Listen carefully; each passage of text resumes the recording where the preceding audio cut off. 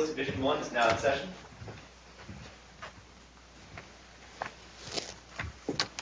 Please be seated.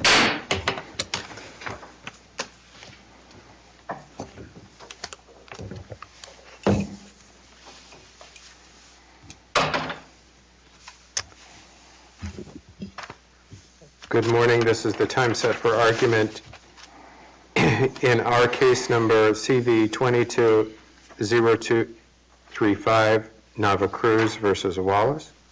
Council, we've read the briefs and discussed this matter at conference this morning. Please keep that in mind when you make your presentation. Both sides will have 20 minutes to make their argument. Appellants are responsible for maintaining their time if they wish to have anything, to reserve any time for a reply. When you approach the podium, would you please state your name and the party that you represent? And with that in mind, Ms. Eckert, you may proceed. Thank you. May it please the court, my name is Kimberly Eckert and I represent the appellant Robert Wallace.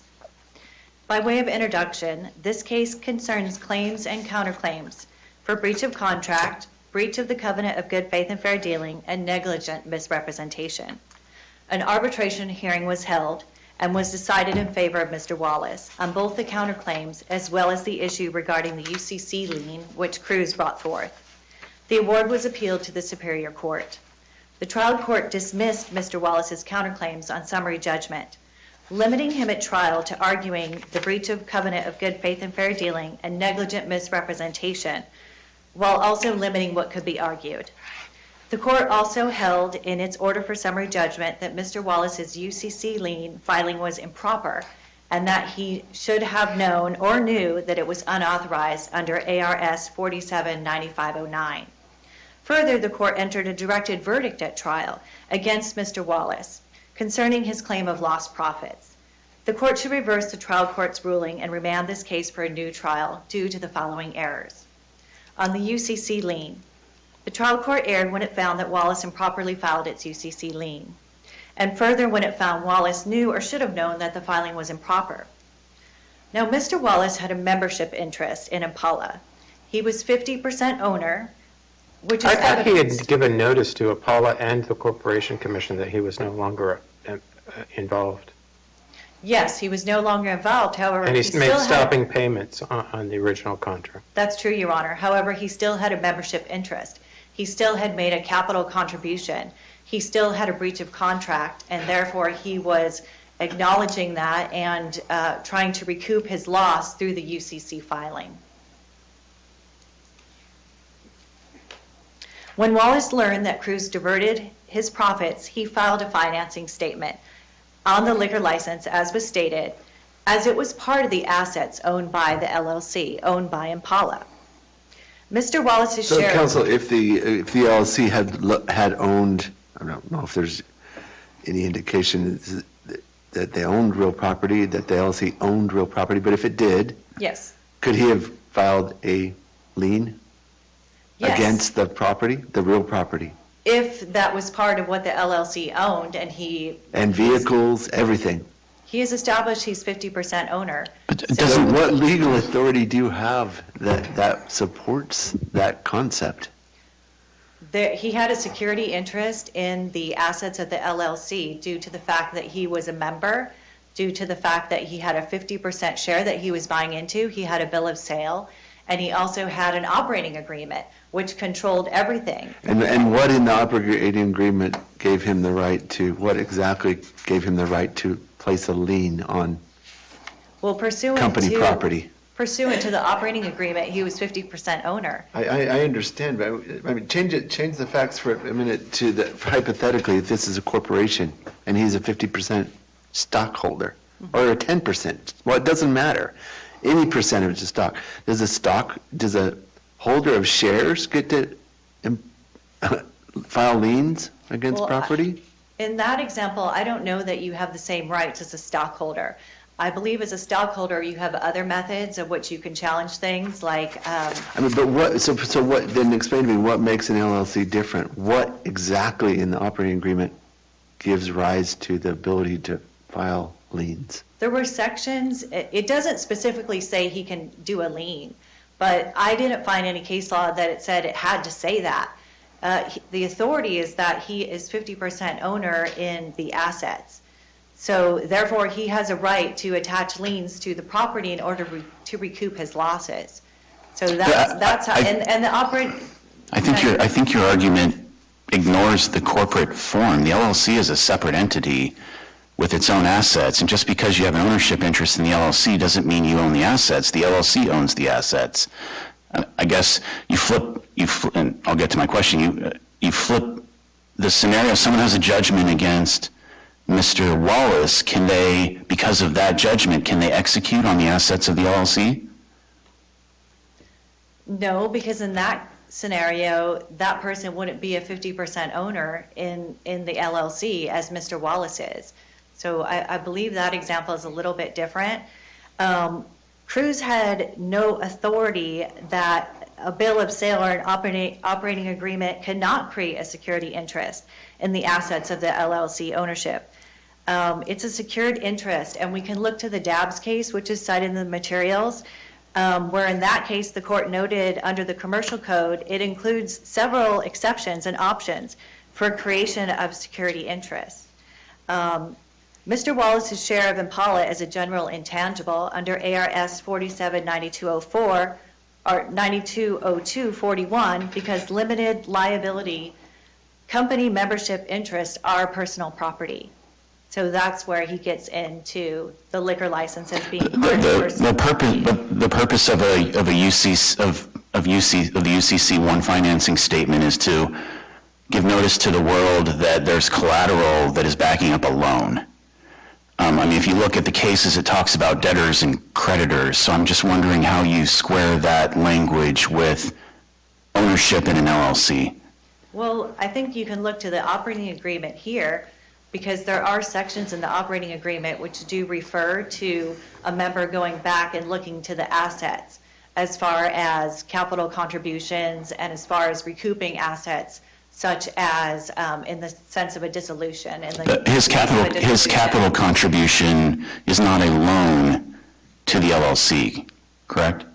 That's true. I may have misspoke, but it says that you look to the assets. For example, when looking to recoup your capital contribution. There's parts in the operating agreement that do state that. So that is what Mr. Cruz was looking to when he filed his lien on the liquor license. Here we have an LLC where Wallace purchased a 50% membership interest, as I said, through the bill of sale.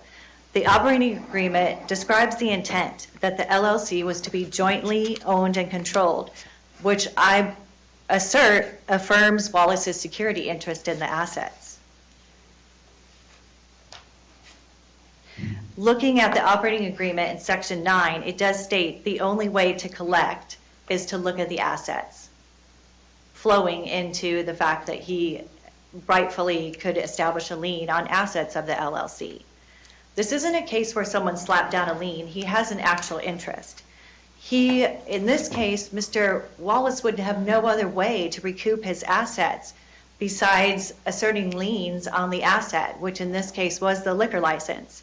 Well, he could wait until the LLC is profitable and starts making capital contributions, or distributions of that profit back to the owners. And if this particular LLC failed to do that pursuant to the operating agreement, then he could file an action to enforce his rights under the operating agreement. But I don't see how he can preemptively file a lien against the assets of the LLC as a member.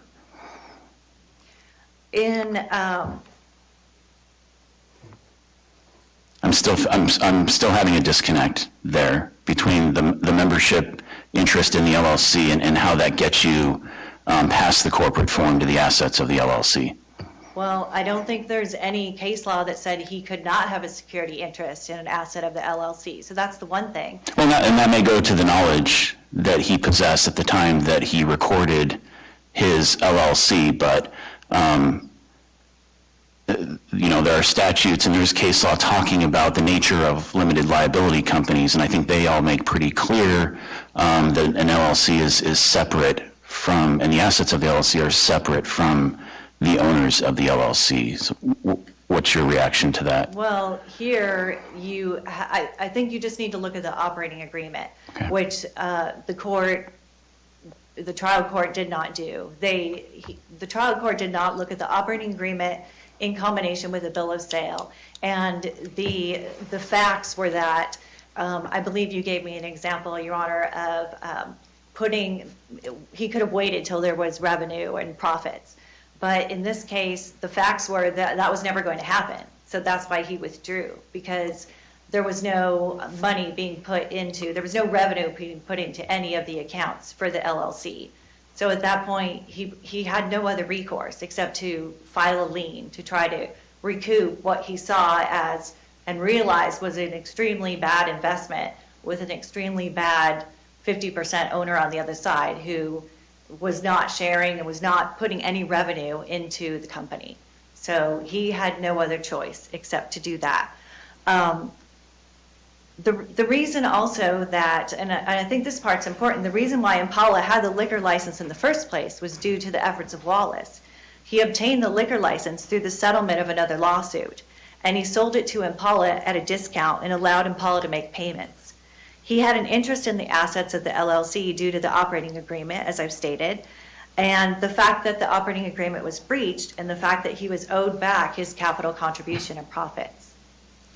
No matter how the court falls on the lien, if it was improper or not, the trial court was incorrect when it awarded attorney's fees and $500 in statutory damages. While the court argues there was no while Cruz argued there was no attorney's fees based on the allegation of the improper lien, the court did award a vast amount of attorney's fees in this case. They were actually more than double of what the damages were. And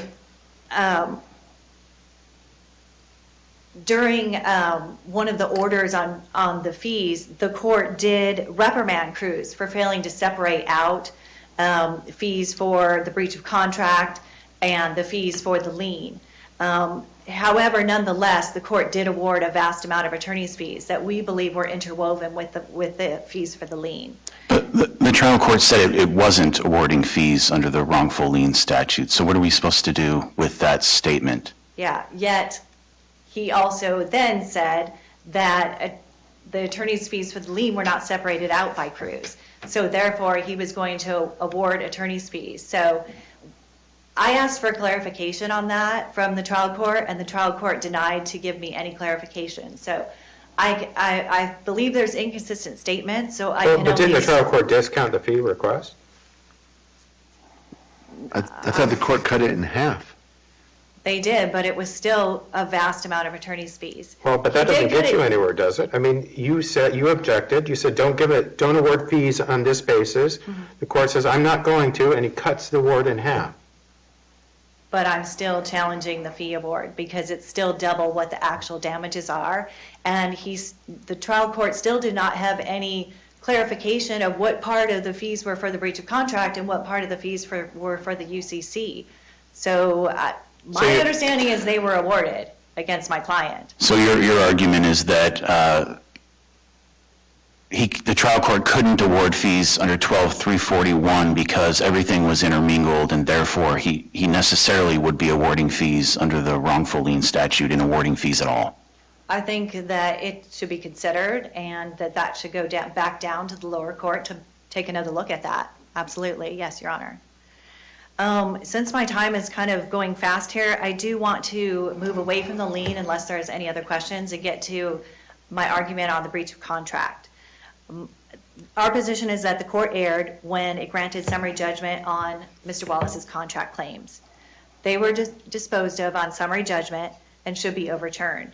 In his lawsuit, Wallace made allegations that Impala breached the contract in several ways, including not naming him as a manager, failing to disperse any proceeds, failing to return his investment, failing to keep proper accounting and bookkeeping, and trespassing him from the property despite his ownership interest. The operating agreement required Impala to issue distributions, and members were each entitled to a return of their investment and profits. The court said that there was no breach without, and the trial court did not allow any of these facts to go to the trier of fact, except on a very limited basis. The court held Wallace to the terms of the operating agreement when the claims were being brought because that very agreement was breached. Once an agreement is material breached, the suffering party no longer has to follow the breached agreement. And I'm following the trial court's order where he said not only was there no breach, you don't have enough facts for the breach, but also then he started pointing to things that Wallace had breached, which I believe is not the proper way to do that, because once there's a material breach alleged, then you go to damages. You don't then say the other person did something wrong as well, because the contract is no longer in effect because it was breached. Impala said that there was insufficient facts. However, there were facts that the material breach was presented. There was affidavits from the bookkeeper about the fact that there was no revenue being put into Impala's accounts, despite the fact that the club was open. And there was also testimony at trial about that. And as this court knows from reading the record, there was also a directed verdict on that as well. And there were affidavits from my client. There was an arbitration. There was also an affidavit from my client on an order to show cause, really explaining what was happening and how the contract was being breached. However, the court did not allow it to go forward on that. The court made a decision that the facts on the breach of contract were insufficient, inserting itself as a trier of fact here. The court ignored the basic law of contracts that if an agreement is breached, you are no longer bound to the provisions of the contract. Now, if you find that Wallace is not entitled to his return of capital contribution, which was argued at trial, despite having a membership interest and through a bill of sale and operating agreement, that means anyone who contributes to an LLC has no recourse. And if the person is withdrawing after misconduct of the other person. Well, there has to be profit to be distributed, right?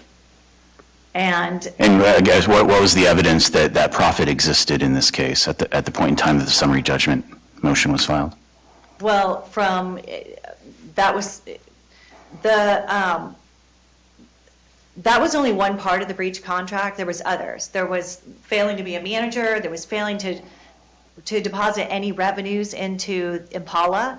So it wasn't just the profits. That's not all he was arguing.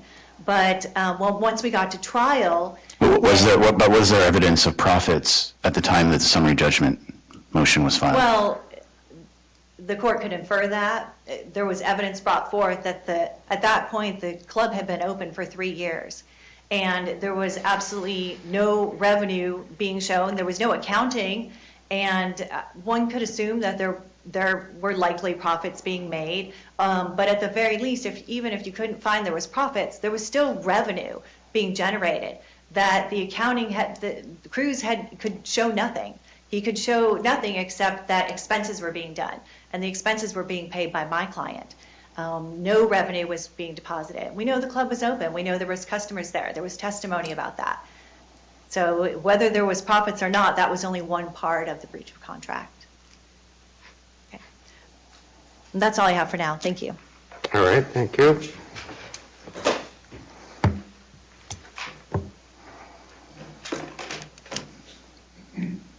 Counsel. Good morning, Your Honors. May it please the Court. Fabian Zizweta on behalf of the plaintiffs, Appellees, and Paul Enterprises, LLC, and Christian Nava Cruz. Your Honor, like the trial court below, this court should affirm all the substantive rulings in the motions in the lower court and also sustain the January 2022 jury verdict. There are 9 issues on appeal for the court's consideration. I'd like to first address the UCC wrongful filing. Appellant's counsel references that there's no case law allowing a membership interest in an LLC, which would be a security interest that would attach to an LLC's assets. But we need not look further than to the Uniform Commercial Code under Title 47. Specifically, 47-9203B specifies when a security interest is enforceable. The lower court did look at that analysis and also looked at whether or not the bill of sale and the operating agreement constituted a written security agreement that would otherwise allow Wallace to attach its UCC1 financing statement. The court concluded that it did not, and rightfully so, because the bill of sale first, for example, did not sufficiently describe the collateral, and nor could it, because at the time Wallace executed the bill of sale, the liquor license, which is the subject collateral or item in dispute, didn't even exist at the time. And Paul Enterprises acquired the liquor license 1 year after Mr. Wallace had voluntarily withdrawn from the entity. The operating agreement likewise doesn't reasonably describe the collateral that's going to be secured by whatever note seems to be out there. And in this case, it seems like the appellants are arguing that the bill of sale. The operating agreement doesn't describe the liquor license, so therefore there could not be a security agreement that would give Mr. Wallace a secured interest in the assets of the LLC. I think the lower court also looked into the other elements under 479203B, and arguably it said that Mr. Wallace satisfied the first two, whether value was given, in this case, the partial payment for the bill of sale. And the second element is whether or not Impala had rights to transfer or access the liquor license. So arguably they satisfied those, but looking at the third element, there are 4 conditions that must be met. The first 3 talk about there being a valid authenticated security agreement. Mr. Wallace argued in the response to the application for order to show cause that he never obtained a consent to the security agreement. And that's because there's no document that's been introduced at the lower court that states that. So they conceded that point. And therefore, there cannot, as a matter of strict reading of the statute, have a valid security agreement that would otherwise give Mr. Wallace an ability to attach a purported security interest into the assets of the LLC. There are a few points that were raised by appellants on that issue. I think, Judge Brown, the question that you posed, Ms. Eckert, was whether or not the LLC interest member can attach to any real estate. Under the Uniform Commercial Code, there could be instances where you can do that, so long as you sufficiently describe, the real property, and that's, looking at the parcel and whatnot. But in this case, it's completely an opposite, because we have two documents that don't describe the collateral. It doesn't, identify, even if it's something that Mr. Wallace could describe as an intangible or tangible in all of the assets of the LLC. We then look to 479108C, which says a general kind of carte blanche statement that we have a security interest in all of the collateral and all of the assets is insufficient. Key point here is you have to reasonably describe the collateral, which they did not. Your Honor, looking at the Dobbs case, which they referenced in their briefing, which is a district court case from I believe, a different jurisdiction, so it's not binding on this court. But in that case, the lower court addressed the fact that the party in those cases, they did sufficiently describe the collateral. They referenced the collateral that they're going to give the secured party, and in that case, they had an agreement where they consented to give the authenticated record to the creditor. That's not shown in any of the facts that have been introduced to the lower court here. Your Honor, regarding the profits, I think Judge Kellett, the question was whether or not what profits were realized. And there was some discussion on the directed verdict motion, or motion as a judgment as a matter of law, that discussed, what were the profits? And I think there is some confusion between revenue and profits. I think Judge Smith, the lower court, referenced, Amazon made billions of dollars in revenue, but was not profitable because of all the overhead expenses. There's absolutely no evidence introduced at the lower court that there were any profits. There was no evidence introduced both at summary judgment or at trial to which the jury can determine what the profits were. So those would be purely speculative and warranted dismissal on summary judgment, also the partial directed verdict at the close of the plaintiff's case. Your Honor, I want to just ask quickly about knowledge. Knowledge is usually a fact question. Your client moves for summary judgment on its claim for unauthorized recording of the lien. What evidence did you submit in support of your motion that you think proves beyond does away with any factual dispute as to whether Mr. Wallace knew that the recording was wrongful at the time he did it? Your Honor, we've submitted a January 2020 letter from the Appellee's predecessor counsel that, the statute requires them to provide notice prior to bringing an action. That letter put them on notice that there was a wrongful UCC-1 findings statement filed against Impala's assets. I think that's sufficient, based on a strict reading of the statute, to allow Mr. Cruz and Impala to recover the attorney's fees under that relevant statute. So that, in addition to that, during the course of the litigation, Wallace and his counsel threatened to foreclose on the liquor license, further evidencing that they had knowledge that this was something that, was disputed at the trial court during the pendency of the litigation. So I think that, coupled with the letter that was sent on January 2020, which was unresponded to, that put Wallace on notice, and I think that's sufficient under the statute to recover attorney's fees. But Judge Collette, as you mentioned earlier to Appellant's counsel, the judge did not award fees under 479527A. Right, but he awarded the $500 statutory penalty, right? Yeah, so those are damages, I don't consider those attorney's fees, but those are damages Right. based off of the strict reading of the statute. Right. Yeah. Do you agree that the statute requires both knowledge and then separately notice and the opportunity to cure? I believe the statute is bifurcated that, yes, the knowledge is necessary. Well, it's twofold.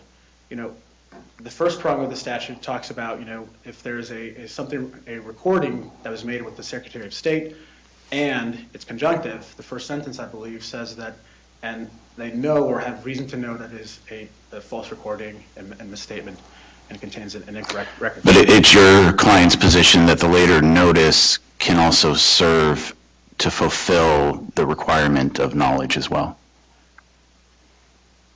Yes, Your Honor, and I believe that's why there's a 20-day buffer there. And I believe that once that notice is sent, the person who is alleged to have a wrongful filing of the Secretary of State has 20 days as an opportunity to cure, respond to the letter and say, no, my position there's some good faith position why we reported this, but I don't see any of that in the Seek record. advice of counsel. Exactly.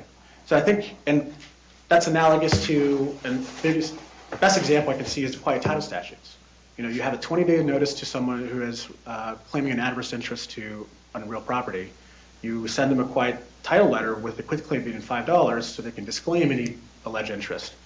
And if you don't disclaim that and you go to court and the party prevails, you're assessed attorney's fees and costs under Title 33. I see no difference here in Title 47, where there's a condition precedent that was satisfied, sent over to the defendant, and nothing was done. So we had no other choice than to file the action.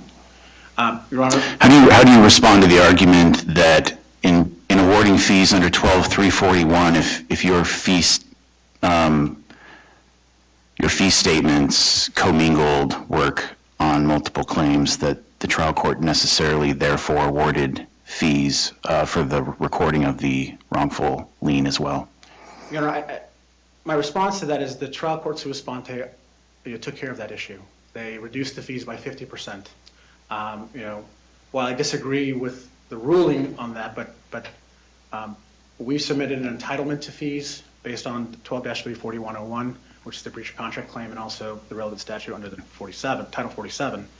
The court sua sponte cut those fees in half because they were intertwined with both claims.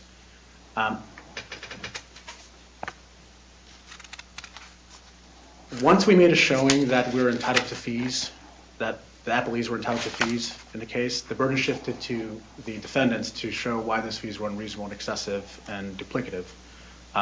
Broad stroke statements are not going to suffice. There's case law in the Court of Appeals that talks about that. There's a requirement to show specific showing which itemized statements, which specific time entries were unreasonable, duplicative, and unreasonable. That was not shown.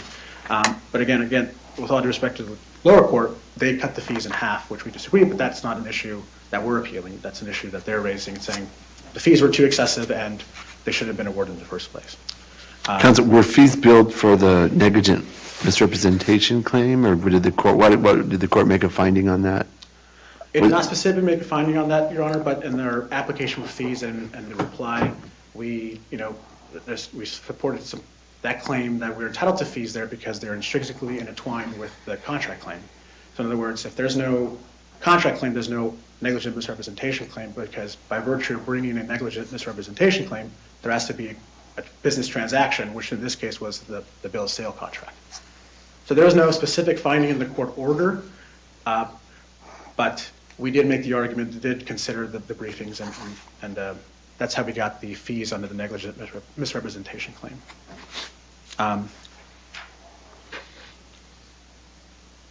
The last thing I want to touch on, Your Honors, unless... But before we move on, I'm curious, is it your belief that just a court going, yeah, I'm going to cut it in half, rectifies a problem if there are commingling of fees from different theories? I think the lower court in exercising its discretion has the ability to do that. I think... To just arbitrarily cut it in half? That's my question, was can you just arbitrarily cut it in half without any findings as to which theory the fee should run to? You're right. Going back to just the court's ability to and its exercise its discretion on certain fees, had we had bifurcated the fees from the UCC1 filing to the breach of contract claims, I can guess and estimate that half of the fees, the percentage of looking at the percentages from 50% and the bifurcation of those fees, we would have received more fees had we just gone through the process of that. But to answer the judge's question, I think the judge in exercising his discretion can do that, and can also do just look at. But the judge is not the person who's supposed to look through and comb through those fees, as the lower court referenced. But even if he had, he wouldn't have been able to tell which fees were for the lien and which fees were for the breach of contract, right? Your Honor, the itemized statements that we've submitted did specify, when we were working on specific items, for example, motion for summary judgment, we sought summary judgment on our affirmative claim, and that was the sole claim of the UCC wrongful filing. The itemized statements do bifurcate that, but we just didn't specify for the court and go into further detail, which, again, we disagree with the lower court. So did Judge Smith know, by looking at your China doll affidavit and the fee, the associated billing practice, which fees belong to which theory?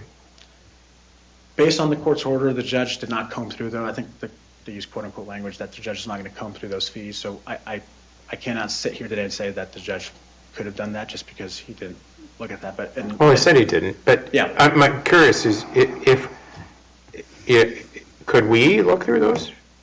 I mean, if I took the time and went through all of those statements, could I determine which fees belong to which theory? Your Honor, I would have to look at the application, but in all candor, I don't think that we specifically bifurcated the UCC, for example, if on January 1st, 2020, I don't think we specified, this task is specifically for this UCC lien, just because we have a complaint and counterclaims, they're all intertwined, and the billing, we specify the task and the efforts and the time and whatnot, but we didn't specify that this was specifically done for the UCC lien, this was done for the contract counterclaim.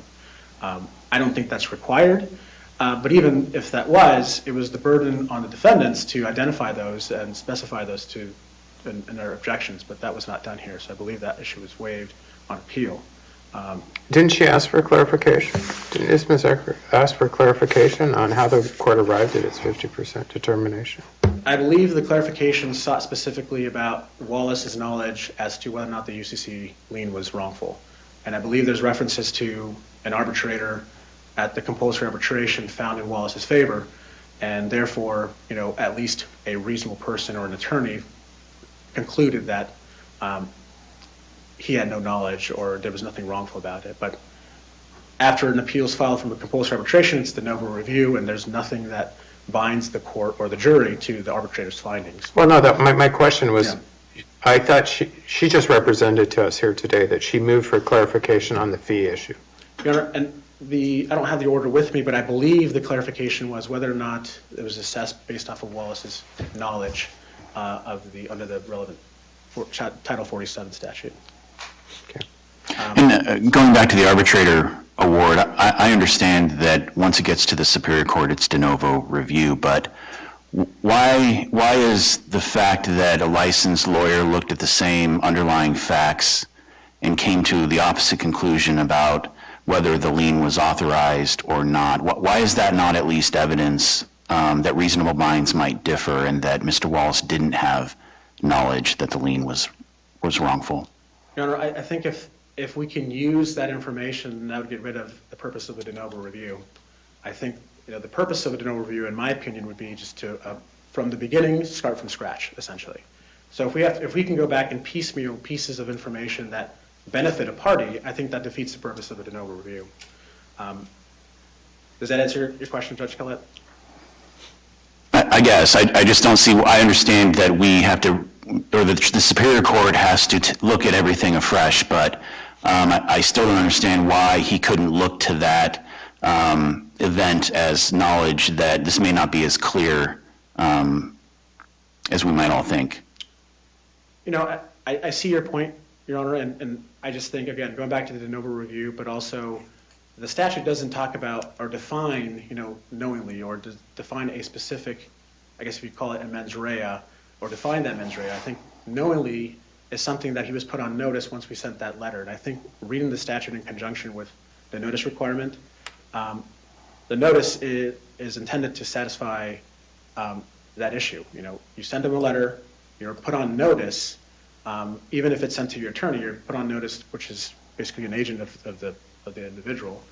That notice is sufficient to move forward with the attorney's fees assessment, should the party prevail at trial or in summary judgment. Your Honor, and the last thing, just because my time is almost done here, is there's some issues regarding a witness who was excluded at trial. I think that specifically addressed in Rule 77 and specifically 77F. That witness was not listed in the defendant's list of witnesses and exhibits after the appeal. This was 20 days after the appeal. So 77F4 says that they're stuck with what they stated in their pre-hearing statement. We think there was no motion for leave to amend that list of exhibits or witnesses, and the court rightfully excluded that witness at trial based on the non-compliance with the statute. Unless there's any other questions, Your Honor. I just have one on the directed verdict issue and whether actual damages should have gone to the jury. The jury ultimately found for your client on liability, correct? Yes, Your Honor. And is it your view then that rendered the actual damages ruling irrelevant because the jury never got to damages anyway? Is that a correct way to look at it? I believe so, Your Honor, and that's just because the elements of the claim require, if there's no liability, you don't need to get to damages because you can't prove liability, and they're conjunctive, to prove breach, and all the elements for negligent misrepresentation or the elements for contract, or in this case, breach of covenant, good faith, and fair dealing. So if you can't prove liability, I believe the court was correct in partially granting the directed verdict on the issue of whether or not something goes to damages, because that's just not something that the jury should listen to. Right, and I guess my point is, even if the trial court was wrong on that, did the jury's verdict cure it because they didn't even get to damages? Yes, Your Honor, I think that's correct. Unless there's anything else, I'm done. Thank you, Your Honor. All right, thank you, counsel. Ms. Eckert, any final word? Yes, please. I just do want to address the preclusion of the witness. We request the court do reverse that finding, excluding our witness. Rule 77 states that within 20 days of finding an appeal, each party must disclose a witness list and exhibits. However, discovery continues for another till 80 days. So he did disclose his witness within the 80 days. Nothing in the rule says that that's a final witness and exhibit list. And also, what would be the point of continuing discovery for another 60 days if then you couldn't add other witnesses? Well, why have it at 20 days if it isn't a final list?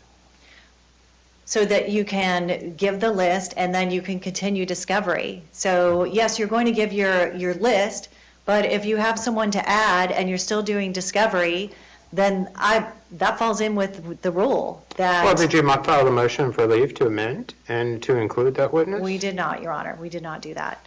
I just want to Secretary, touch... can you address the last question I had for counsel about the directed verdict ruling and how that was impacted by the jury's verdict on liability? Right, well, it's kind of interesting because at trial, we had agreed on jury instructions, those had been stipulated to, and then right before the jury was going to deliberate and get the instructions, the trial court limited the jury instructions further and stated that they could only do nominal damages of $1. So that part was completely confusing, and I think at that point, the jury was confused as far as what they could even do. So I don't think it was cured by that, and I think the further limiting of the How were jury they instructions. confused? If they found he was liable, they'd say, yeah, and you get your $1. Right, but they weren't allowed to then look at any other damages. And part of that was because of the directed verdict too. As far as the court was really stuck on the fact that Mr. Wallace couldn't quantify profits or state, point to something specific there were profits for, but the jury could have inferred that from the other evidence that they heard. They heard the evidence from the bookkeeper that there was only expenses that my client was paying for and there was no revenue.